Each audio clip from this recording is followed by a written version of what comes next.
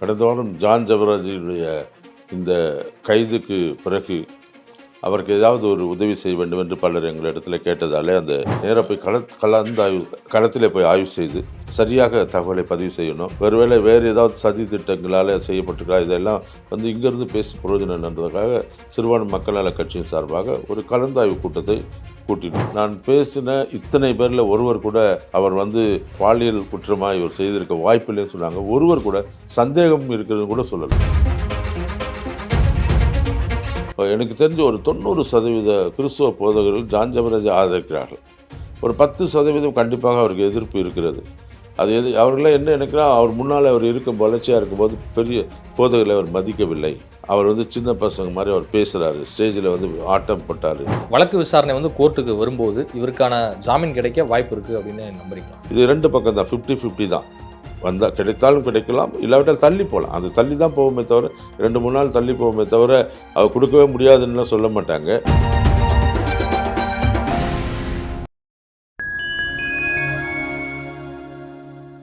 Fine time voice நேயர்களுக்கு வணக்கம். நான் உங்கள் சங்கீதூகன். நம்ம சிறப்பு நிகழ்ச்சியில் நம்மோடு இணைந்திருக்கிறார் சிறுபான்மை மக்கள் நல கட்சி தலைவர் மதிப்பிற்குரிய பேராயர் சாமி யேசுதாஸ் அவர்கள். வணக்கம். வணக்கம். எப்படி இருக்கீங்க? நல்லா இருக்கேன். ஜான் ஜெபராஜ் அவர்கள் கைதானதிலிருந்து இந்த வழக்கு விசாரணை தீவிரமாக போயிட்டுருக்கு. குறிப்பாக மத போதகர் ஜான் ஜெபராஜ் அவர்களுக்கு இந்த வழக்கில் சிக்கியிருப்பதன் காரணமாக உங்கள் கட்சியின் சார்பில் கோயம்புத்தூரில் ஒரு ஆலோசனை கூட்டம்லாம் போட்டிருந்தீங்க.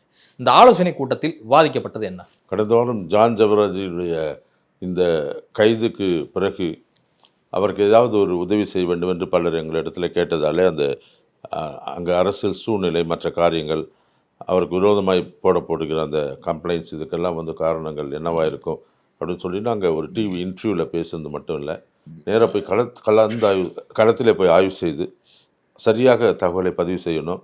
2வது, அவருக்கு ஏதாவது தேவைப்பட்டால் உதவி செய்யணும். அவர் கிறிஸ்துவ மதத்து ஒருவேளை வேறு ஏதாவது சதி திட்டங்களால் செய்யப்பட்டிருக்கா, இதெல்லாம் இங்கிருந்து பேசி பிரயோஜனம் என்றதுக்காக சிறுபான்மை மக்கள் நல கட்சியின் சார்பாக ஒரு கலந்தாய்வு கூட்டத்தை கூட்டினோம். அதில் ஒரு 5 பெரிய அமைப்புகளுடைய தலைவர்களை அழைத்திருந்தோம். ஒரு 22 பேர் அங்கே நாங்கள் ஒன்று கூடி பேசினோம். இதை தவிர்த்து அவங்க திருச்சபையில் இருந்து அவங்க சர்ச் போயிட்டுருக்கிற ஒரு 10 லேடிஸ் கொஞ்சம் பேர், 2வது அவருடைய அசிஸ்டன்ட் பாஸ்டராக இருந்த சிலர், இப்படி அவரோடு நெருங்கி பழகிய சிலர் என்று பல அரசு அதிகாரிகள், ஒரு காவல்துறை அதிகாரி, சட்ட வல்லுநர், இப்படி நிறைய பேரை நாங்கள் 2 நாள் இருந்து சந்தித்து பேசினோம். எதற்காக அதை பேசினோம் என்று சொன்னால், ஒரு தெளிவான இந்த ஒரு காரியம் இதில் வேண்டும். ஏன்னா இந்த கேஸ் எப்படி போகுது, ஏன்னா ஜான் ஜெபராஜ் என்ற ஒரு மனிதன் வெகு குறுகிய காலத்திலே மிகப்பெரிய உச்சத்தை தொட்டவர்.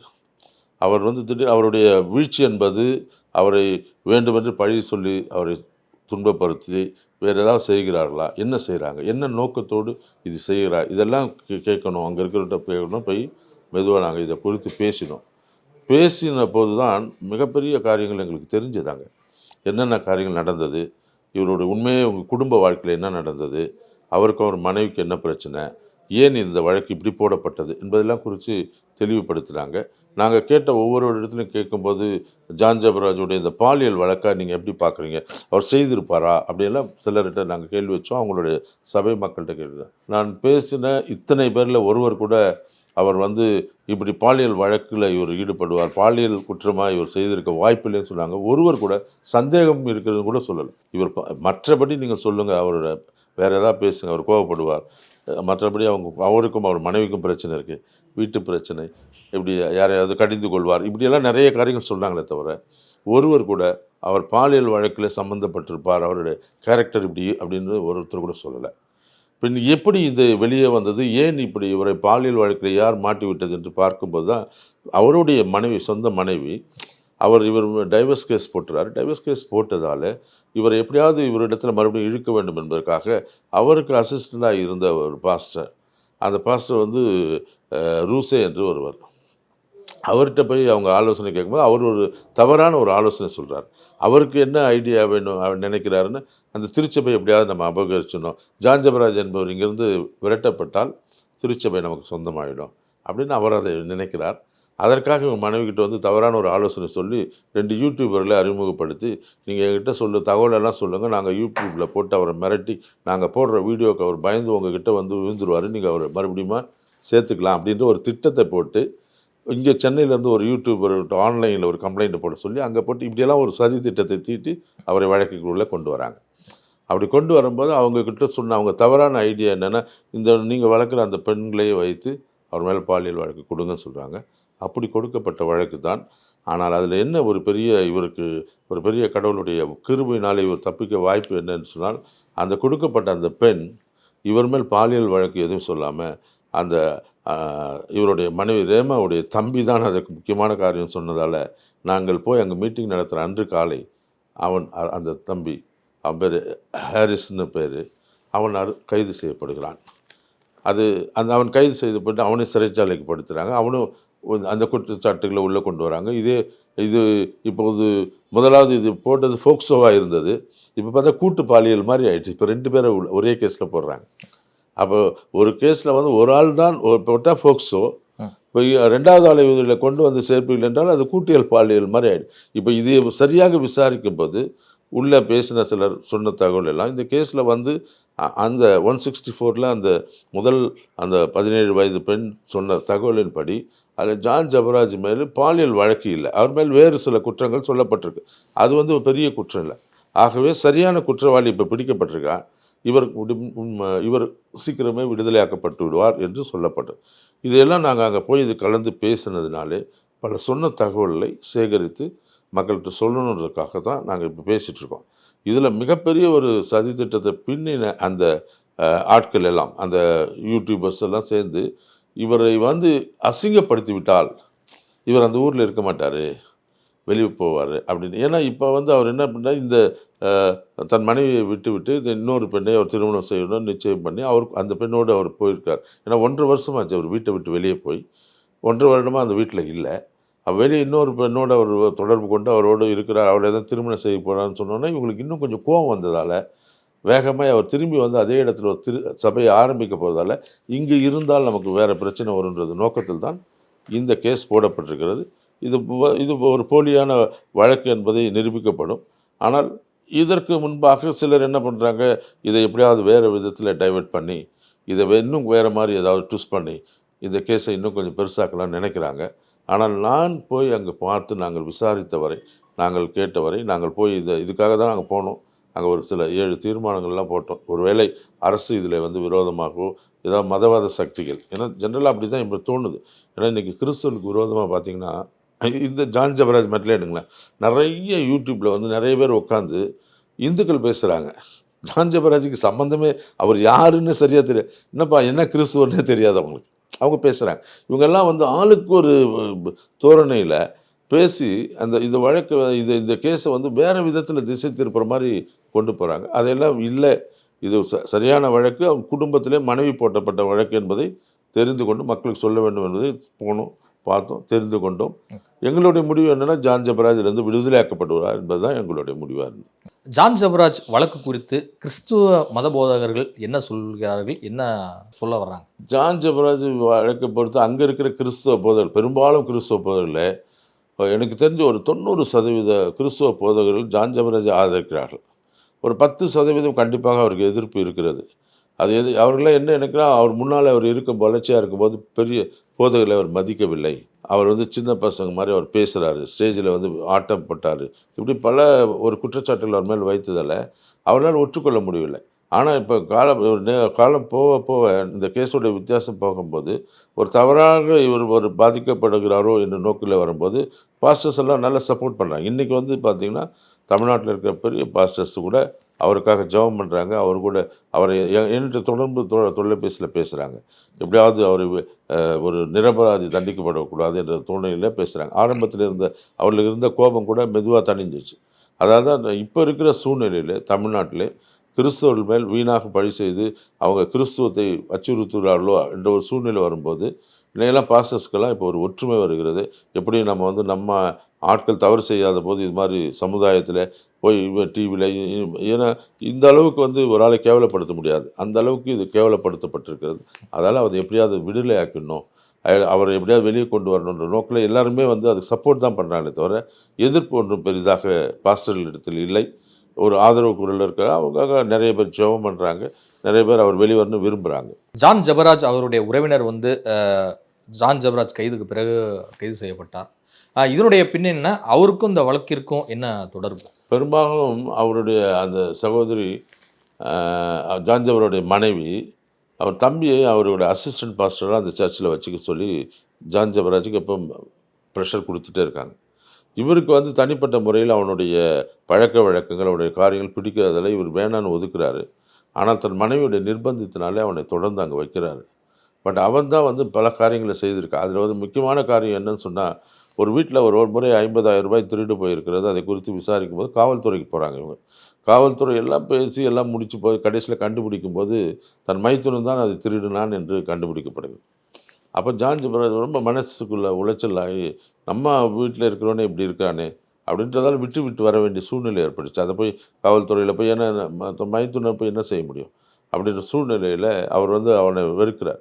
அவனை வெறுத்து அவனை வேணான்றார். பட் ஆனால் அவனோட ஒரு கிறிஸ்தவ ஊழியக்காரனுக்காக இருக்க வேண்டிய தகுதி அவனுக்கு இல்லாமல் இருக்குது.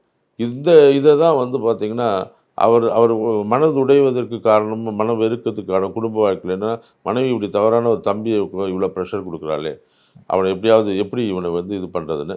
இப்போ என்ன அப்படின்னு சொன்னால், இவங்க இந்த அவனுடைய தம்பி மச்சானும் அவனுடைய அவன் மேலே தான் அந்த 17 வயது பெண் குற்றம் சாட்டுகிறார்.